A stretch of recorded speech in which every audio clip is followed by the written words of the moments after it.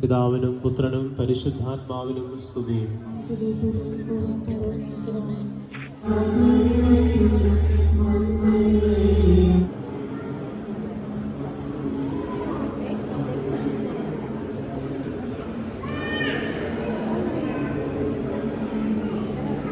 ഐശ്വര്യ സമ്പൂർണ്ണമാക്കണമെന്ന് വിശുദ്ധ സെബസ്ത്യാനോസിന്റെ മാധ്യസ്ഥം വഴി കർത്താവെ അങ്ങയോട് ഞങ്ങൾ പ്രാർത്ഥിക്കുന്നു.